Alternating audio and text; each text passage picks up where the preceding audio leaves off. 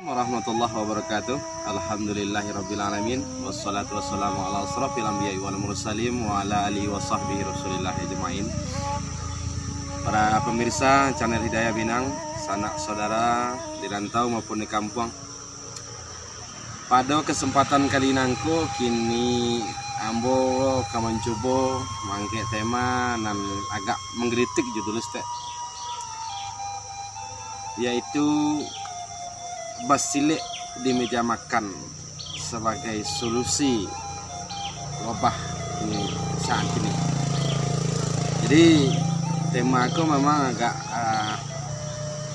terdengar aneh kalau dipahami hanya sebatas tekstual tanpa melihat kontekstual di belakang itu. Basilek di meja makan untuk menghadapi pandemik corona saat kini kok artinya dimana silek bergerak berawal dari titik keseimbangan. Jadi inti dari silek yang kita jadikan solusi dan kajian kali ini adalah titik keseimbangan, di mana hakikat silek yang sesungguhnya adalah mencari titik keseimbangan, baik keseimbangan gerak maupun keseimbangan jiwa. Sebagaimana yang sering dibahas pada bagian-bagian sebelumnya, di mana manusia itu terdiri dari 3 bagian. Ada rongga di atas, yaitu kepala, tempat bersarangnya ilmu pengetahuan, intelektualitas. Kemudian ada rongga bawah sebagai isyarat tentang nafsu, di mana keduanya harus dicari titik keseimbangannya dengan memperkuat kecerdasan spiritual. Jadi dengan keseimbangan ini sehingga kita mampu menemukan titik keseimbangan jiwa yang sesungguhnya, sehingga kita dapat hidup dengan penuh ketenangan, hidup penuh dengan keseimbangan. Jadi kita kembali kepada temanya, basilek di meja makan sebagai solusi menghadapi kondisi saat ini. Dengan membaca secara dengan kearifan lokal, maka leluhur kita telah meramu, mengonsep sebuah masakan kuliner yang terkenal saat ini, baik itu randang, gulai ikan, asam padeh, dan lain sebagainya.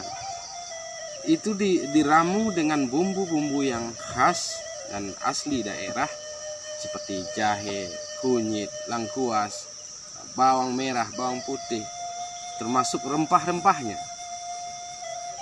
Kalau kita mau memperhatikan ramuan masakan, ramuan kuliner ini bukan sekadar untuk memunculkan atau membuat sebuah masakan menjadi enak, tapi melalui proses kajian-kajian yang cukup panjang oleh leluhur-leluhur kita, di mana jahe yang mengandung senyawa zat yang memperlambat pertumbuhan bakteri atau menetralisir berbagai bakteri dari bahan makanan yang akan kita konsumsi. Jadi bukan itu saja untuk menghadapi kondisi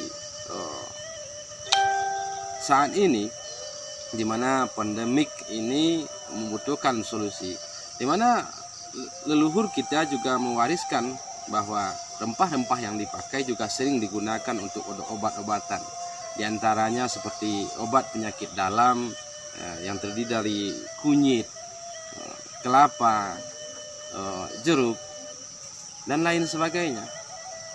Inilah yang perlu kita kaji lebih dalam, kita telusuri untuk menemukan konsep yang sesungguhnya, di mana saat ini telah banyak para ilmuwan melakukan penelitian apa bahan yang terkandung di kunyit, apa-apa zat yang ada di dalam jahe, begitu juga zat yang ada di laos atau lengkuas, bawang merahnya, bawang putih, kulit kayu manis, dan lain sebagainya.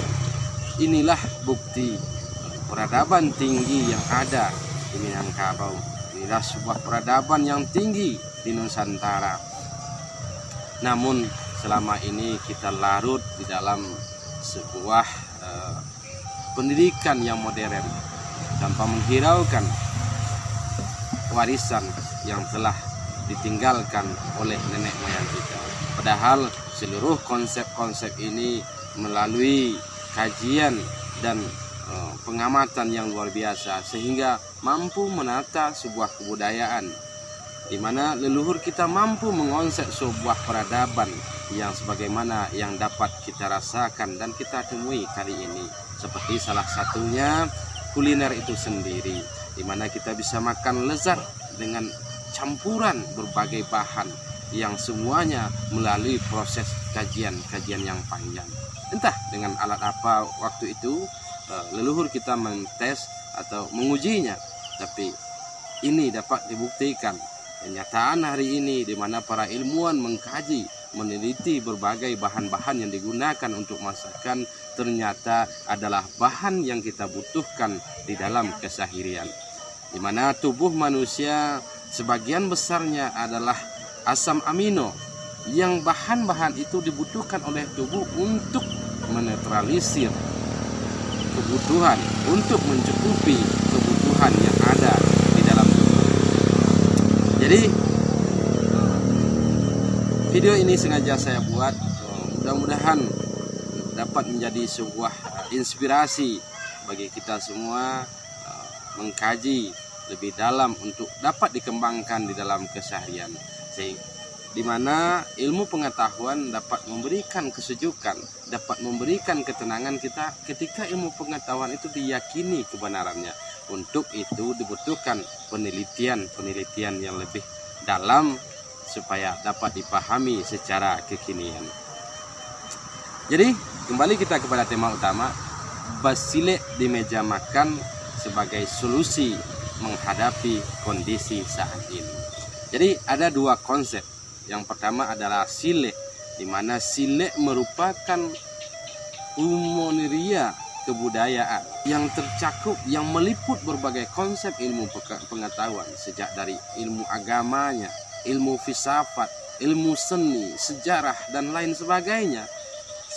Kalau seperti biasa, seperti sering yang saya sampaikan, bahwa sile merupakan rumusan pengetahuan yang dilahirkan dalam gerak langkah sebagai bayangan kepribadian leluhur Minangkabau. Jadi konsep-konsep leluhur yang diwariskan yang dapat kita temui hingga hari ini sesungguhnya seluruhnya melalui proses dan penelitian, pengamatan yang panjang oleh leluhur kita, sehingga kita dapat menikmati hingga hari ini. Tapi untuk mengembangkan lebih dalam dengan kondisi kekinian perlu dikaji lebih dalam, perlu dipahami agar dapat dipraktekkan dan dikembangkan demi kepentingan bersama. Jadi dua kata ini memberikan solusi yang luar biasa.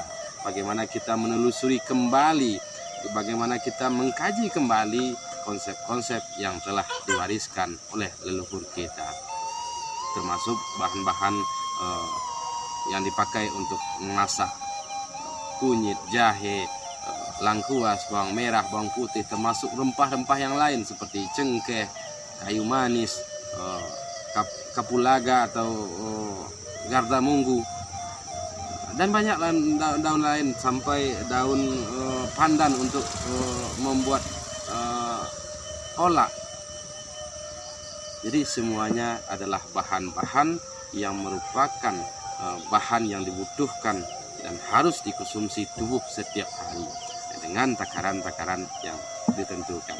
Jadi penyampaian sekilas ini mudah-mudahan menjadi inspirasi bagi kita semua untuk mengkaji lebih dalam tentang konsep-konsep kebudayaan. Jadi kenapa saya sering berbicara tentang kebudayaan? Karena untuk bisa menjadi sukses, untuk bisa menjadi besar, baik itu secara pribadi, secara daerah maupun secara bangsa, tidak lain tidak bukan hanyalah dengan kembali mengangkat konsep-konsep budaya, Mudah-mudahan penyampaian sekilas ini bermanfaat. Terlebih terkurang saya mohon maaf.